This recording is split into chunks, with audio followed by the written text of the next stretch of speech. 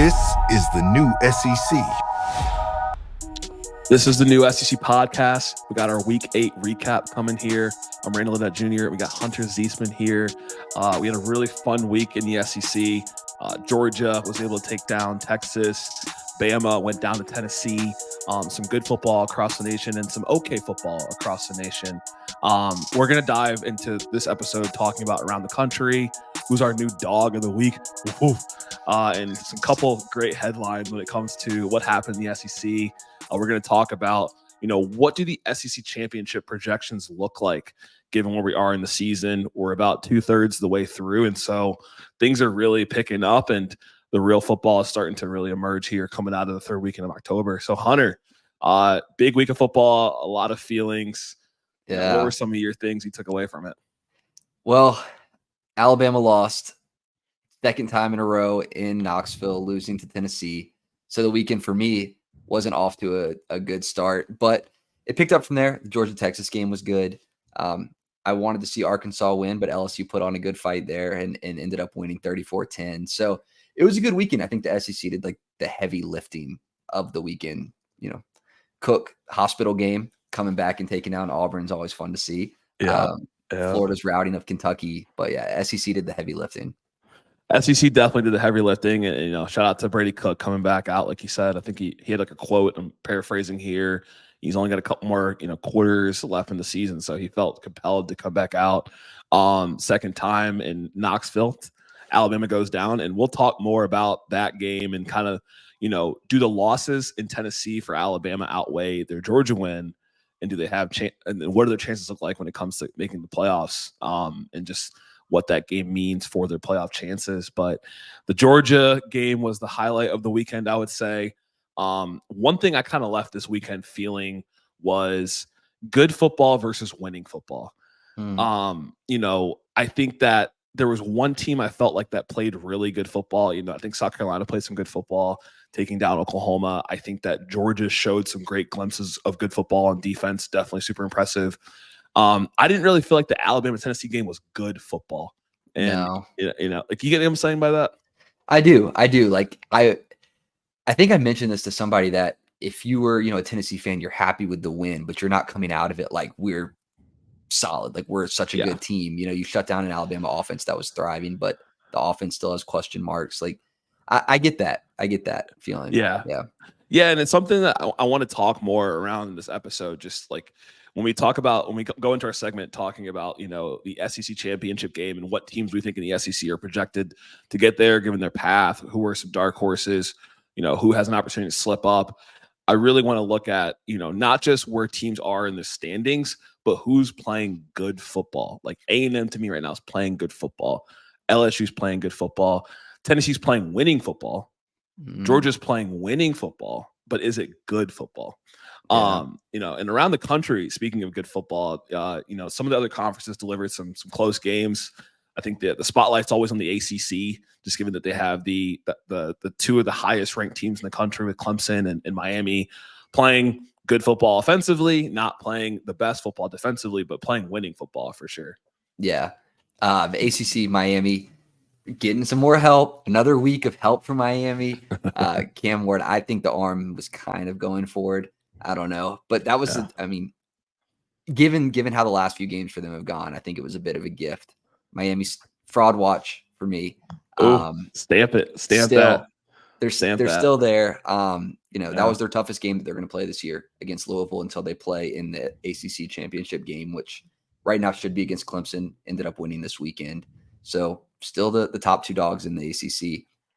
Yeah, still the top two dogs in the ACC, and the ACC command center, some could say is in Miami, Florida. Some could say it's in Charlotte. The jury's out.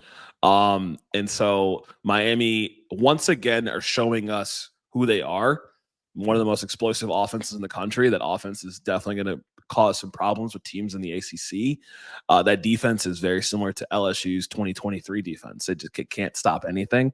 Tyler Slaw from Louisville was able to really drive into them and just really expose some of the gaps we've seen against other teams. But their resume is still untarnished. They're 7-0 for the first time since the late 2010s. And Michael Irvin, we're thankful he's not arched on the sideline.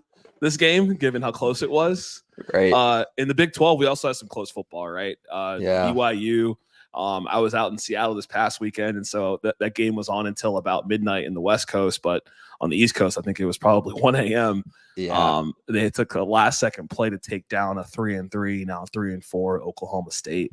So SEC fans are kind of probably watching these games like, is this good football? Yeah, and I don't think BYU, Oklahoma State was pretty much useless on that last drive at trying to tackle, trying to stop them. Like BYU really squeaked one out there. I mean, UCF and Iowa State, kind of the same thing, where like they're a team top 10, but barely got by a team that Florida bottom tier of the SEC, put in some work against. So, transitive property and all that aside, some of these teams are playing some tighter games than maybe they should. But, who's the SEC, I guess, to talk? Number one team going down, Alabama going down. There's some shakeups all over. There's definitely some shakeups all over. In the Big 12, I would say that, Colorado's probably playing the best football. Maybe Kansas State, number one. Kansas State took care of business against West Virginia. They're rocking and rolling. Colorado, a game away from being bowl eligible, takes care of business against Arizona. That's a team where if they were to find themselves in a playoff position or a championship position, they look the scariest to me in the Big 12. Utah's kind of lost, if not them, or if not them, then Kansas State. And then in the G5, nothing was really too crazy happening. Navy took care of business. Army took care of business. But the SEC got 9 ranked teams. 9. Shout out Vanderbilt. Vanderbilt breaking in. Love to see that. So, 9 teams in. Oklahoma been out. Vanderbilt now in to make it 9. Alabama dropping for, I think, the farthest in 15 years. I think I saw maybe since 2007. I think the furthest they've been, but I could be wrong on that. Yeah, it's quite the drop. 15. It's something to see. LSU took care of business, was able to get a win, and just a lot of good football coming from the SEC. Didn't touch on the Big 10 for the listeners here listening for that. There wasn't really that many. There wasn't any results that were interesting or surprising, maybe besides Indiana just putting a beating on Nebraska. College game day is gonna be going there this week with them playing Washington. Big challenging matchups in the Big 10. But on the SEC, I once again kind of was the story of the weekend when it comes to the games to watch. Yeah, I guess shout out Indiana. They're doing things there. I think that they could be, top 4 probably in the Big 10. Signetti, maybe future Florida Gators coach. Who knows? Seeing the rumors circulate, I think it's all just speculation, but would love to see it. I mean, they put on a show against Nebraska. They definitely put on a good show against Nebraska. And Indiana's looking solid there. At the season ended today, they for some playoff projections, they might be in it, which would be pretty wild to see. Good for Indiana. And, in the college football era we are in now, if a school like that's good, their coaches getting eyeballs from other places, like you said. So interesting week around the country.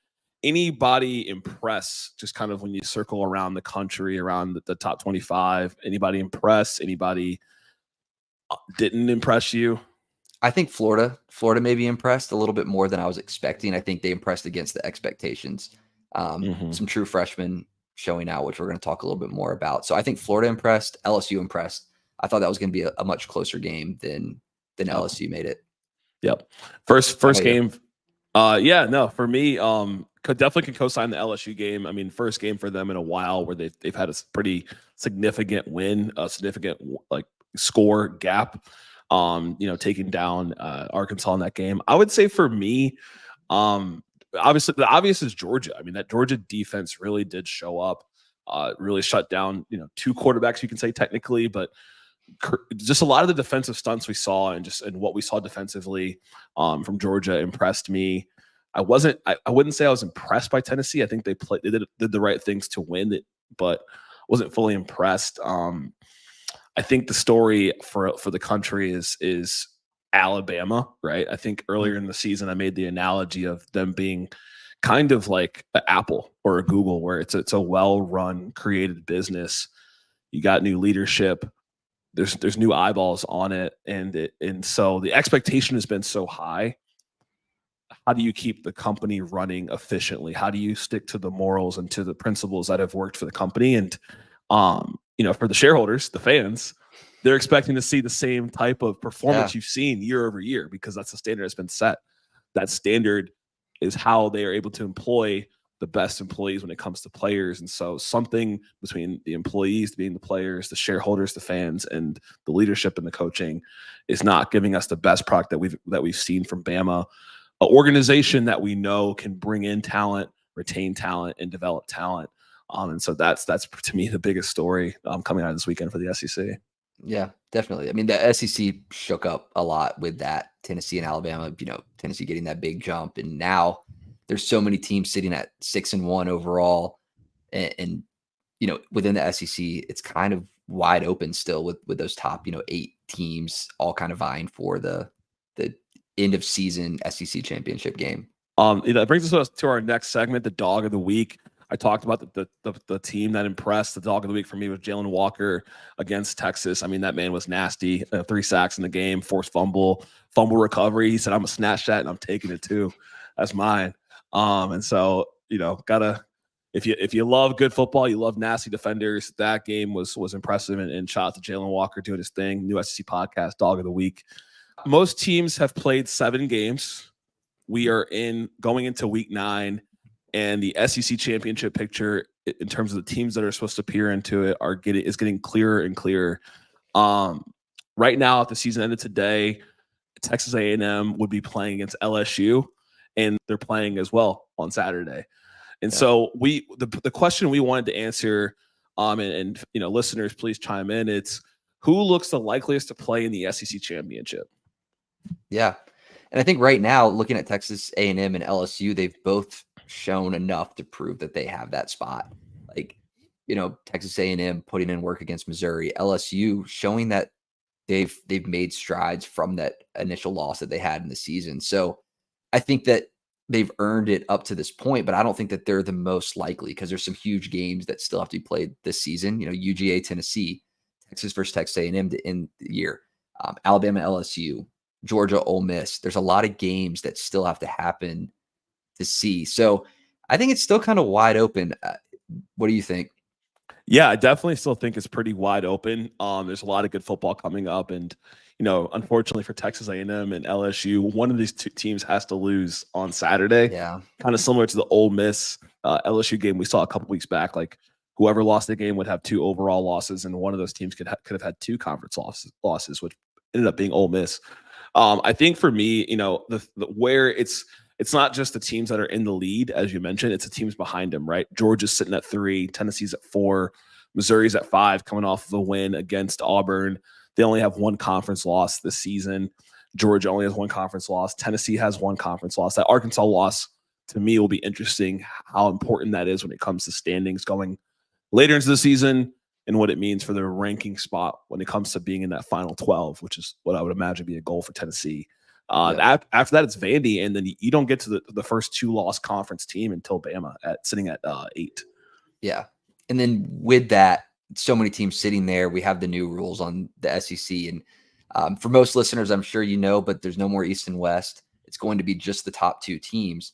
So with that, in the tiebreakers, this loss from Alabama this past weekend against Tennessee is huge for Georgia, because now, if it ever came to it where Georgia and Alabama are tied at the end, with the tiebreakers, Alabama would get that nod over them. But now Alabama being a game back is huge for Georgia. So I think, when I'm looking at my scenarios, the way these next games play out, I like a Georgia-Texas rematch in Atlanta.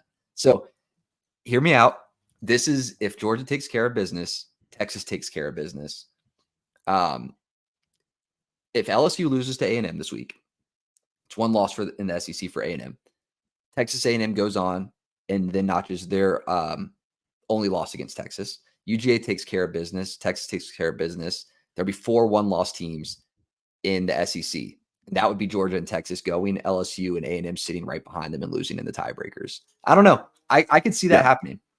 I could definitely see it. I mean, it's definitely, you're assuming LSU gets a loss to either Texas A&M or to Bama at some point to knock them down a notch. Yeah, to A&M. And so, It's definitely a possibility, and like you mentioned, that loss for Bama puts them in a tough spot when it comes to that head to head. Having that, and we'll talk more on that later. So it would be a fun rematch. I think Sarkisian would probably have his boys up for that game, but they don't know nothing about coming to Atlanta to face Georgia. You're not going to AT&T Stadium in the Big 12 championship anymore. That's a tough game if they find themselves in that position. Yeah, we just know how hard it is to beat a team twice. So I would want to see it once again. You know, Alabama played Georgia twice, beat them the first time, and then lost to them the second time. I'm kind of counting Alabama out in this SEC championship game right now, and I don't mean to count them out, but I think we're, with A&M needing to have got to 2 losses, or LSU having to get to 2 losses for them to be in there. I think that the big dogs for this, Georgia, LSU, A&M, and Texas. Now, Missouri, they can win out and take a spot. I mean, they would have the head-to-head over Alabama if they beat them this weekend. They would have that over Georgia if it comes down to 1-loss teams trying to get in. So it really is wide open. And their path gets better for Missouri. If you can get past Bama, in Tuscaloosa, right? Nick Saban Field, you got Oklahoma, South Carolina, Mississippi State, and Arkansas, all winnable games. Yeah, teams that can give you challenges for sure. At least 3 of the 4. I think Mississippi State's one of the 3. I think Oklahoma's not. But if they can win out, they could find themselves in that championship game, and that's an undeniable playoff spot if you lose that game, to me. And that's another point, right? If you make the SEC championship game, I think we're both in agreement. The loser of that game is still playoff bound. Yeah, you might as well punch your ticket to the playoffs. You're hosting a home game in the first round. Yeah. Oh, for sure. Absolutely. Yeah. I mean, whatever 2 teams are in this game are in the playoff for sure, in my mind, unless some chaos happens. Yeah. But right. I think for me, just to answer the question fully, who I think it looks the likeliest, I would say the best path is Texas and Texas A&M. I think the teams that I believe will make it will be Georgia and LSU. So we get a rematch of the 2022 SEC championship, if I'm not mistaken, where Georgia, I think they're good enough to beat most teams, and we can talk about that in the next segment that we have for people that are listening to the full length episode. And then, I think for LSU, they turn the corner after this A&M game. I'm putting a lot of stake into how they're going to look against some other teams in the schedule, like Alabama, for example. But right now, just in terms of who I think is playing the best football, I keep the team of the episode is going to be good football. I think LSU's playing good football. I think Georgia, they don't have to play good football always to get to a win, but they're doing it pretty well enough on one side of the ball or more each game. Yeah, it's a good point. I like LSU call there, because if they can beat A&M this upcoming weekend, then that opens up the gate for them to still be able to maybe drop a game somewhere and make it, whether that's Alabama or at some point later in the year. So I like it. I got Georgia, Texas. You got Georgia, LSU. I would love to see some other teams maybe slip up in the rankings and see what happens. But that would be either of those games would be fun to watch. Yeah, absolutely. They'd definitely be fun to watch. And so, like I said, Texas, you're still in it. You're sitting at 5. Vandy's still in it. They're playing this week as well. So that'll be an interesting one. Someone has to end up with a loss, and crazy to think that, Texas could have 2 conference losses this early. I think I saw a stat somewhere saying that this is the first time in a while that every team in the SEC has 1 loss in terms of in conference besides A&M and LSU. Yeah, for at this point in the season, every team 6-1 or worse. I think it just speaks to the parity in the SEC, and you even see Mississippi State, who's sitting at the bottom. They're not winning games, but they're giving teams good games. So anybody, any given Saturday could win. Definitely. And so just kind of wrap up here. So you had Georgia Texas rematch. That would be a fun one. I'm sure everybody would love to see that. There shouldn't be any bottles thrown on the field this time if it happens here in Atlanta. And then I had LSU versus Georgia. So just looking at two teams playing good football right now. Georgia is coming off a really big win this week. Biggest win for them of the season. You could say the biggest win that we've seen this season. I feel like we've been saying this every week, whether it's Vanderbilt over Bama or, Bama taking down Georgia. And then now it's Georgia taking down Texas. Kirby Smart was talking his junk People were doubting them. Refs are coming at them. Bottles are being thrown. What they can't say is that this team is not a winner. Kirby Smart inks his 100th win. And the question is UGA the team to beat again? Taking their rightful throne as the top in the SEC when it comes to quality wins.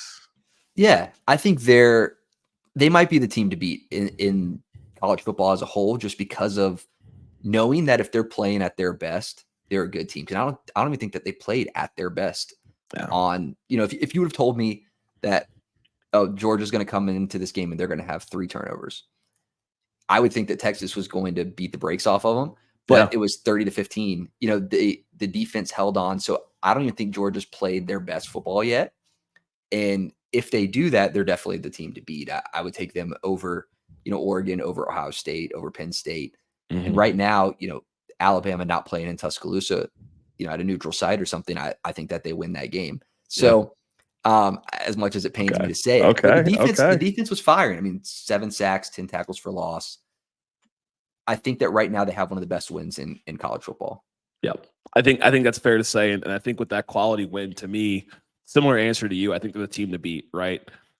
Where Georgia has won year in and year out is big games.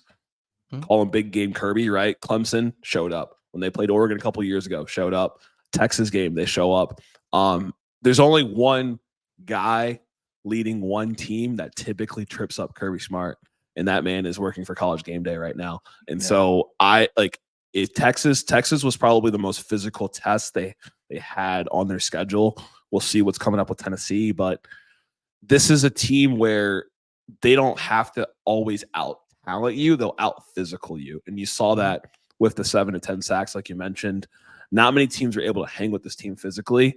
And that's where, to me, getting to the championship goes through Georgia. They have the toughest schedule coming up, but they're the toughest opponent. So it's, this was the only game they weren't favored in about 3 or 4 years. And I think that this performance, if you don't just look at the score, because I don't think it's reflective of how much they dominate defensively, it's a tough team to knock off. Yeah. Are they not beatable? No, they're definitely beatable. I think the challenge is the person who's playing superhero for them is also their kryptonite, Carson Beck. He's kind of being covered by other players around him performing well. And so that's the one thing that can make them a challenge to beat, but they're still a team to beat. Yeah, for sure. And it's the physicality. Texas running backs 27 yards after contact. I love that stat, and that's extremely low. Like, they were an extremely physical team. They put both quarterbacks on the opposite side of the ball, kind of in the blender. It's never good when you see a team make a quarterback change like Texas had to do, and to get their quarterback back in the zone in a home game. So I don't think that there's many teams that Georgia will play this year that are going to have quarterbacks who are as solid as Texas has. And then are like when they play Florida, they're playing a true freshman in DJ Lagway.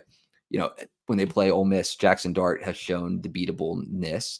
Tennessee, they're not going to play the likes of quarterbacks like what Texas has. Right. So from here on, I think that they have the capability to do it. And then if you're looking at playoff hopes for them, they still have another game to lose and still make it because of the big win that they got over Texas and where they sit at number 2 now in the AP poll. Mm-hmm, mm-hmm. And so I agree with all those points for you. Georgia, like I said, I think they're the team to beat. You think they're the team to beat. We'll see it. We'll see if the Dragon is slain by the end of the season once again in the SEC. We'll see what Tennessee can do. We'll see what Ole Miss can do. But dogs are back on top, as fans like to say here in Atlanta and Athens and everywhere across Georgia. So a team that has played a couple of good football games and lost this week to Tennessee, Alabama.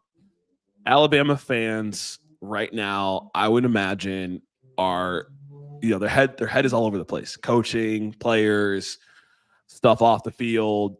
But the main thing is fans just want to see them make the playoffs. And right now, the key to making the playoffs is the resume. Mm-hmm. And so when you look at Alabama's resume, to me, making the playoffs is having a good resume and passing the eye test.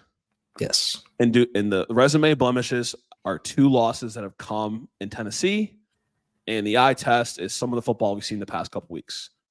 But the eye test in the resume also includes a very quality win against Georgia that we've been talking about and hyping in this episode thus far. So do the losses in Tennessee outweigh the win over UGA for Bama's playoff hopes?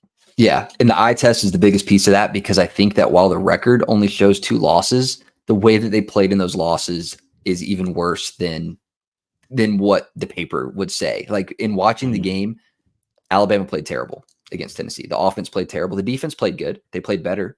Tennessee made a lot of mistakes that the defense made them look better, because it was overthrowing guys left and right.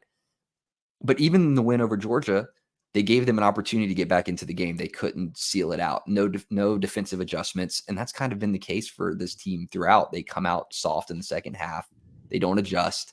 So I think, that the win over Georgia doesn't necessarily, it means something, but it doesn't necessarily save them from the problems that they've shown, because they've just looked ugly in everything that they've played. South Carolina, the win, it looks ugly. Like they let them stay in the game, in a game that they shouldn't have been in. They're a good team, but right now it's just, you have one of the biggest wins and you didn't let it matter for you. Yeah, I agree. And it's one of those things where you take a class. So you have a couple weighted exams. That was a very weighted exam, but some of these other tests, you're getting, B minuses when you could be getting A's. At least is what we think, right? We think they can get A+ performances, and we just haven't seen it. And so for Bama, to me, it's if they're ultimately, Bama can win voters back when it comes to finding themselves in that top 12 spot, finding themselves in that playoff discussion by winning with style points and brand prestige on the field. Yeah. The brand is strong enough where things like podcasts are going to take off. You're going to get viewership with all of your endeavors, but that the brand was made on what is done on the field. And that is where Bama has to get back focused. And so for them to continue to allow that Georgia win to outweigh those Tennessee losses with Vanderbilt and Tennessee, I think they have to look good against, Missouri. They have to look good against LSU. And I think with Auburn, you don't even have to win by a lot. I think you just got to win that game. It's a rivalry game. If it's a 3-point game, it's okay. If it's 4th and 31 again, it's not what you want to see, but I don't think you can penalize a team for winning that game close. But they got to win with style points against LSU and Mizzou, and they got to take care of business against Oklahoma for me. Yeah, and it's like we always talked about like 2 losses getting in the playoffs. This isn't a 2-loss team that I think belongs in the playoffs. But like coming into this year, if you would have said, Kalen DeBoer was going to be 10-2 or 9-3 this year, I wouldn't doubt you. I wouldn't be upset. Like, I would be like, okay, that maybe sounds about right. It's a first-year head coach. He's on track for something like that, but it's coming in a way that you didn't expect it to. You didn't expect it to come in such a poor game at Tennessee, and you didn't expect the Vanderbilt loss. You thought, okay, maybe Georgia and LSU. So like the play just doesn't look like the players are there on the field to play the game. There's poor quality of play. The head's not in the game. I saw someone say, and I don't love the term, but it's like inmates running the prison, where all the players are kind of in control. You got guys not subbing out when they've been called off the field because they're frustrated. They're not listening to the coaching staff. Guys shooting threes on a critical QB sneak. Twitter fingers after the game. Like, I sent you that. Guys trying to fight and putting us in a 4th and 22. Like the players are not in it for the game. And I think it's just a way that college football is going as a whole, that coaches are having a harder time keeping players locked in. It's much harder when you're a first-year head coach at a program like this. I don't see the respect from the players to the coaching staff, and he hasn't won them over. And it's definitely not happening with the way the games are going. So something has to change quickly, or the players aren't going to respect this coaching staff, and they'll be playing somewhere else. Yeah, and it is, and I think the escalation in that talk track it speaks volumes, and it's true. You have to think about it this way, because every player is a 1-year rental in college football. Like, we're talking about if we think Bama can make the playoffs with his resume, but the bigger picture is what we're seeing on the field is not the best product for what Bama has produced. And it's not just the play. It's like you said, guys like Law getting into a altercation at the end when Tennessee's going to try to rally you, right? Just some of the like lack of creativity on defense when it comes to play calling, some missed throws offensively that go back to the eye test, right? If it was a couple years ago or a while ago where it's Joe Burrow versus Tua, and you get one or two losses in a season where you're playing well, you're looking good, you have some of the best players in the country across the board statistically, I think people would feel better when it comes to Kalen DeBoer, right? Yeah. And that type of performance. It's not the best Alabama football. We're focused a lot on the brand off the field that is established based on what's on the field. And in terms of the brand being strong off the field, what the players need to do is win games. Because if you make the playoffs, you got more content to record. You have more things to talk about. And so it might sound like we're taking this a different angle, but bringing it back to the eye test and the resume, the football against South Carolina wasn't their best. We haven't seen them play their best football since the Georgia game, quite frankly. No. And I think what they have in their favor, and for the first time in a while, Bama's in a spot where they need other teams to lose to be in the position they want to be in. And that's because they're not playing their best football. There's 3 to 4 other SEC teams ranked ahead of them. You got teams like Kansas State hawking behind them who don't have the brand prestige. They don't have the schedule per se, but there's only so many mulligans you can be afforded as a school like Bama. In terms of another team that we've been kind of keeping an eye on that is doing well this season, actually is now moving to the first in the SEC, Texas A&M. So with their move to first in the SEC after taking down Mississippi State this past weekend, what's kind of your reaction and outlook to their season and that win and kind of where they go from here? Yeah, it was a 34-24 win after being heavy favorites against Mississippi State. Mississippi State's been playing teams a little closer than expected. We talked about it now. Texas A&M they hold first place right now. LSU also with no loss in the SEC. And this wasn't even necessarily Texas A&M's best game, but everything's starting to click for them. So from where we started this year, we're like, okay, this is going to be a great defense. Year started, wasn't a great defense. And now we're starting to see, like, especially in the second half of this game, they played like number one in the SEC defense. Yeah. So I'm starting to look at their season, reacting to this game, like they have what they need to do to hold that position for the rest of the season. Their big 2 games this year are LSU next week and then Texas to finish it. Both of those teams are beatable. Yep. Like, especially with the way that Texas A&M can play. Weigman, not his best game this weekend, not the best running game either, but the defense, held it all together. Yeah, and I definitely agree with you. Like, despite it not being, Weigman and Le'Veon Moss's best game, this team is playing their best football. They've won 6 straight. It's tied for the longest streak in the SEC with LSU, who's also in the first and second spot with them. They are, despite this running performance with Le'Veon Moss, I think only about 60 yards, they're sitting at top 2 in the SEC with rushing yards per game. That's been the story offensively. Le'Veon Moss has had 3 games this year over 100 yards. And so if they can continue to run the ball this way, control the tempo, the defense can do what they're doing, they ultimately, to me, have a great shot to stay in first place, get into the SEC championship for the first time. And, achieve some goals that would be, I would say, overachieving for Mike Elko in his first season. Yeah, absolutely. Definitely overachieving. They're playing teams now that they're going to have to improve on some of the things that they maybe didn't do great this past weekend. We've continuously talked about the DBs there at A&M needing to improve, and they were another weak spot in this game, gave it around 240 yards, 3 touchdowns in the air. So, when they're playing LSU next week, a team who's this season the hardest team to get sacks against, Texas A&M, they lived in the backfield this past weekend, but they couldn't really bring the quarterback down. 3 sacks on the day, which is good, but not great from how much they were back there. They're going to have to either get to them or the DBs are going to have to improve. I think same thing for Texas later this year. So their path is cut out for them, but they control their destiny for the playoff, for the SEC game. It's the best spot to possibly be in with a tough but not impossible schedule. Yep, exactly. And I think A&M fans should feel confident and actually believe, based on what they're seeing on the field, that, like you said, this path is winnable. I think in the past, it's a lot of the confidence has been just, false bravado. But now I would say it's legit. Like you're winning games without playing your best football, but you're playing really good football defensively. And you're playing great football on the ground, and you're playing tough football. And so you saw your arch rival go down last week.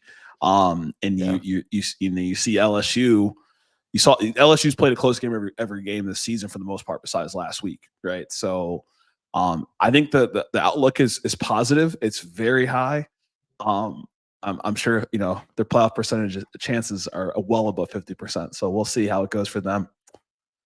And then another great game this week was Kentucky versus Florida. It was on SEC Network. Florida put together a complete game, and we saw a really impressive performance on the offensive side and the rushing game specifically. And Florida's run game might potentially have done enough to save Napier's job. Florida's won 3 of the last 4. It's just been looking really positive for them. We had a 5 touchdown performance from Jaden Baugh. I mean, that man's a freshman. Yeah. He was cooking out there. My boy DJ, go DJ. That's my DJ. First in PFF grade for the SEC at quarterback position. So he cooked too. But, was this running game did this run game do enough to save Napier's job? Yeah, it's a good point. And shout out the true freshmen out there doing their thing, because they led this game, Lagway and Baugh.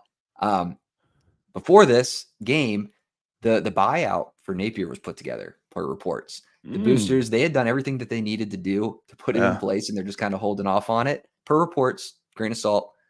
But I think that they're going to have to kind of pull back a little bit and see what happens here, because you have a quarterback who could be the quarterback of the future for your team, and you want him to stay. He's starting to thrive a little bit under this offense.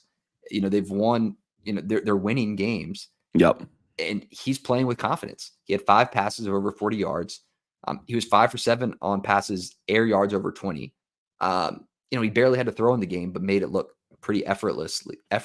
He took his chances. So between that and the run game, like you mentioned, 5 touchdowns on the day behind a true freshman, they're going to get Montrell Johnson back. They're going to improve their running game. I think that it's doing enough to keep him in position for the rest of the year. Now, how far does that get him with what the rest of the year plays out? I don't know what would have to happen from here for him to lose his job, because he is winning games now. Yeah, absolutely. And so, you got through the first half. I would say it's a gauntlet. You could argue the first half of their schedule is tougher than a lot of ACC teams and a lot of Big 12 teams, to be honest with you. You got UCF on there. You got Texas A&M. You had Miami. That's a tough first half. The back half and what Billy would have to do, let's look at what Billy has to go through. You got Georgia, Texas, LSU, Ole Miss, and Florida State. You pencil in Florida State as a win. I think you got to win. You got to win 2 of those 4, or you got to play all 4 close. You play Georgia close, that buys you more time than playing Ole Miss close. Okay. But I think you got to win 2 of those 4, and I think you got to win Florida State to 100% lock his job. If they lose all 5, if they're close, he might still be in a position, because the original point you made, Jaden Ball's a freshman and DJ Lag was a freshman, and you don't want to lose those guys. And Eugene Wilson's only a sophomore too. So you got a nucleus. The defense is looking to have improved. You did this against a good Kentucky defense. So those are some of the points for me. Yeah. So Vegas had their win total preseason at 4.5. We did a whole segment on that, trying to count the 4 games that we're going to, 5 games that we're going to see them win. They're sitting at 4 now and only needing 1 more to hit that. Yet I think Florida State is that team that they're going to get that win over. If they lose all 4 of those, even if they play them close, do you think he's fired at the end of the year? If they only win Florida State and they lose, they go 1-4 for the rest of the season. Do you think he's out? Purely yes or no, not including, like I always say, like how close the game is, how the team looks. I'm gonna say no. Okay. I just feel like at this point, like we've seen enough from DJ to kind of connect him to Billy. Unless they have a guy that they are just like, this is the guy, it's Kiffin, or if it's the guy from Indiana, I think he's safe for 1 more year. I think he's safer right now than where Sam Pittman's at, and they have the same record. Yeah. I think right now in odds he's about 3rd on the hot seat. where it sits right now, and Kiffin would be that next guy up. That would be ideal. But if they can't get him, you mentioned Cignetti out of Indiana, Matt Rule out of Nebraska, right there behind him. I've seen some stuff about Penn State offensive coordinator. I don't think that they would go for a coordinator role. I think that they'd go big money and try to get a head coach in there. Yeah. I think knowing where this team could be, and knowing where the Florida Gator brand is expected to be, I think he has to win one of those 4 games to keep his job. Just because Florida State's at the end of the season. If Florida State was wedged in there in the middle to give them like a much needed boost, but going 0 for 4 over the next 4, I think he's out. And I think their easiest game to win in there would be the Ole Miss game. With how they've been playing.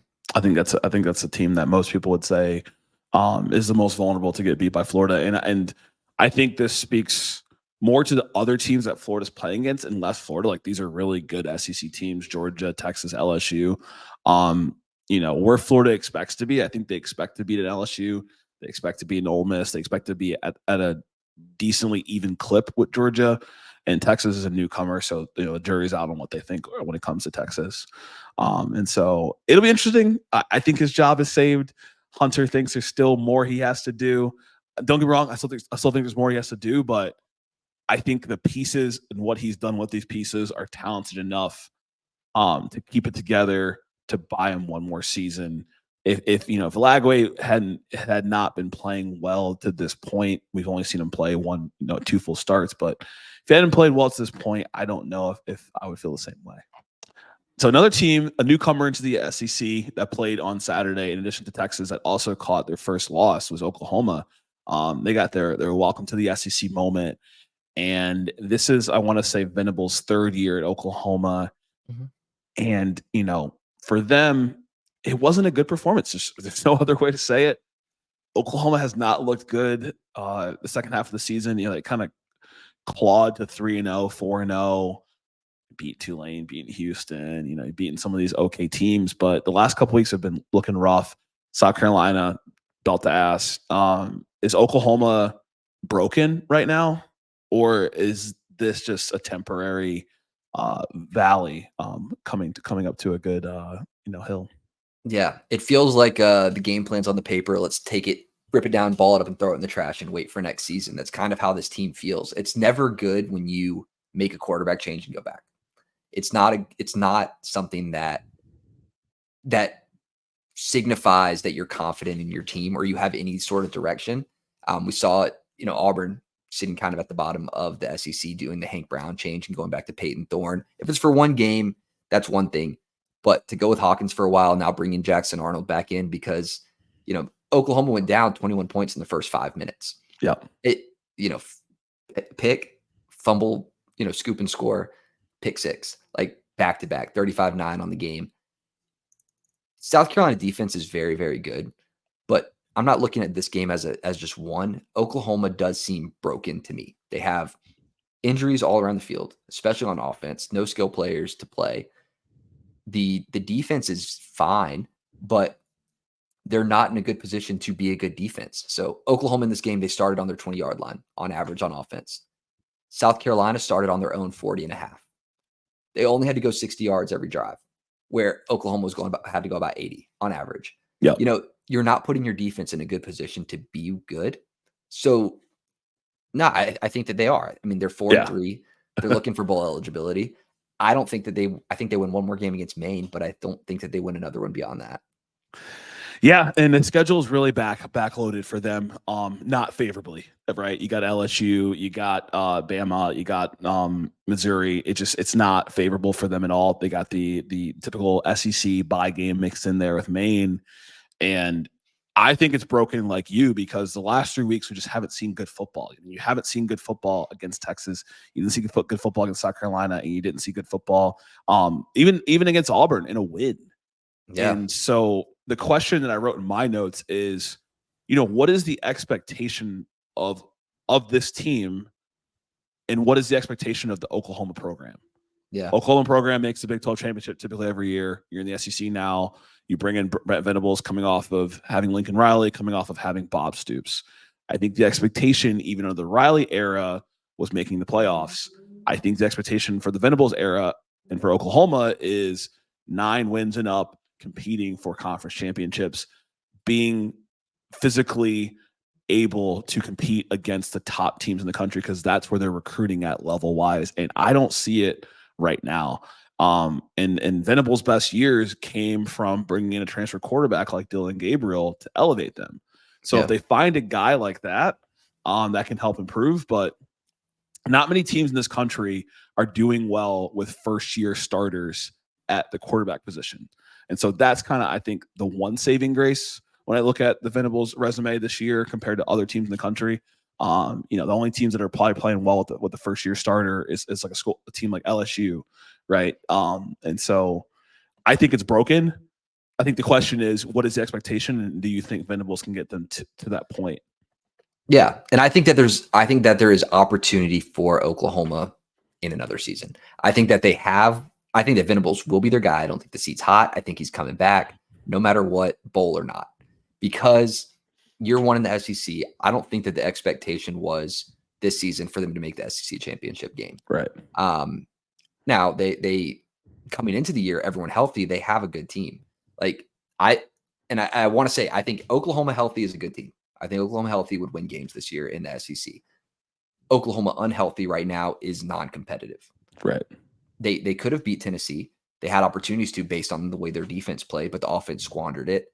I think going forward, commit to a guy. I think Hawkins has potential to be that guy. I mean, Arnold, when he came into the game, was fine. He played okay, brought some life to the team.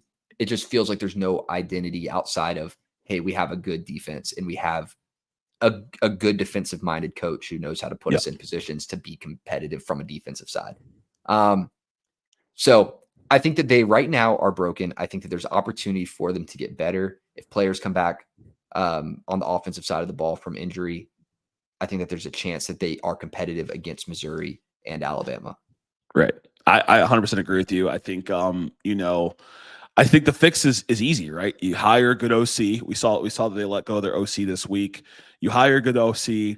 I talked about kind of the Oklahoma history, but I don't even think this team would be good with Dylan Gabriel playing quarterback this year. They don't have the healthy weapons for him to have performed well with this schedule, with this team. And so I go back to, it's broken. It's not broken to where it's time to replace this object. You can continue to develop with the players you have, reevaluate the quarterback position, leverage the portal, like Oklahoma has proven to in the past. Most of their quarterbacks, right? Developmental quarterbacking has not been their strong suit per se, but they have been able to pluck the best quarterbacks. So look at the portal, develop Hawkins, and but for right now, I think you crumble this season up and you chuck it. Oklahoma fans might not want to hear that. They might want to come at me. I'm ready for the smoke, but that's what it looks like this year. One of the last games we wanted to cover this week was the LSU Arkansas game. This is also going on during the Alabama game. I think it kicked off maybe like 30 minutes afterwards, if I'm not mistaken. And LSU continues to roll. They're top 2 in the SEC right now, standings wise, sitting at 3-0 in the conference, 1 loss in the season. And do we both think that they're the second best team in the SEC? We talked a little bit about our SEC championship game previews, but power rankings-esque, thinking about how LSU looked this week, are they the second best dog, or is there someone else that we should be looking at? I think that they are the second best team. Kind of. I think that there's an asterisk there. I want to see one more week of football against A&M to fully not fence sit on where I think this team is. I think that they played great this weekend against an Arkansas team that I'll eat my words, I thought was going to beat them at home. I had your back, Nuss. I had your back. Yes, you did. You said it. Yeah. And I said the game was going to come on a turnover. Whichever team lost the turnover battle was going to lose this game. I thought it was going to be Nuss doing it. I thought Arkansas was going to have a better defensive game plan, and they did not. And they were turning over the ball. 1 interception, 2 fumbles. LSU has shown that they can win at the linebacker position, win in the trenches defensively, and their O-line is one of the best in the country. So they're giving everybody else on their team that extra boost. Nussmeier, I don't think he's the number 1 quarterback, number 2 quarterback in the SEC, but I do think that he's right up there, and it's coming because he has great receivers and great O-line play. I think that they're right there at it. What do you think? Yeah, I think those are all great points. I mean, shout out to the linebacker performance. We got to see the white boy wasted celebration, just taking the football, cracking the can and just shotgunning a beer from the football. And so the celebration was just as good as his performance. And it's been the story of the linebacker player of the season there. They have all the pieces to be the second best team in the SEC. I think that for right now, they are. I think it's a revolving door. I think the gap is pretty close between them. I'd still say Texas. I think Tennessee's creeping up there, just given what they can do defensively. But I think, if you were to grade, LSU's offense puts them at second. LSU's defense has some room for improvement. It is improving. Tennessee's defense, I think, in some ways, can kind of put them in that second spot over LSU, but they're looking good. I believe in us. I believe in Wet Weeks. We talked about the celebration, of course. And the running game improved this game. So that was kind of the missing piece that we've seen from LSU teams in the past that we've been missing, that if that can continue, that can help improve the performance. I think the last point is, and it's kind of a black swan, if you will. It's not always brought up. It's, do you believe in Brian Kelly? I'm not going to put you on the spot with that question, but Brian Kelly sometimes has not proven to be able to win big games. I think he's been able to get into big games. He's won some big games. That's why he was successful at Cincinnati. That's why he's successful at Notre Dame. But for LSU to continue to be the second best team in the conference, I think a lot of it comes down to coaching and not the talent around him. Yeah, that's a great point. I mean, he's going to have the chance to show it because he has this game in College Station. You're preparing your boys for a road trip to Texas A&M. So I think that there is that coaching prowess coming into play. And if he wins this game, while I'm a little bit of a hater, and I might have to give him his flowers for this one. So, I mean, the run game improved, shout out Caden Durham. I mean, running defense improved a ton. It's been good, but they held Arkansas to an abysmal rushing performance. So I think that LSU has steadily been on the incline for me. Yeah, I would say so. It's been pretty gradual. They had South Alabama and they had that win against Ole Miss, and now they've had this win against Arkansas. I think their wins have started to look more impressive since their SEC debut against South Carolina. So for right now, Baton Rouge, own that second best team in the SEC. Got a couple hard tests coming up, and that kind of wraps up our episode. Really great week of football. Any final thoughts from you, Hunter, just on this week going forward? Yeah, I think the week was good. It started to shake up the SEC a little bit. There's still such good football to come. Next week is going to be huge with Alabama, Missouri, LSU, A&M, like we talked about. Texas at Vanderbilt all of a sudden now maybe means a little bit more, maybe a resume booster for Texas. But Vanderbilt, I don't know, upset watch for Texas maybe. And then Arkansas, I think Arkansas is going to be on upset watch for Mississippi State. So big things coming. Catch us in the next one for that. Yeah, really great week coming up here. Big things coming. And so this was our recap episode. If you like hearing what we think is going to happen going forward, we have our preview episode coming out this week as well. And so, help us make it easier for you to find content like this. Follow, like, subscribe the new SEC podcast. We're doing big numbers here, over 1,000 returning viewers in the last 30 days. And so, hit subscribe, make it easy. Thank you for tuning in. We love this week of football. And, signing off here, Randall Ledet Jr., got Hunter Zeisman. This is the new SEC podcast.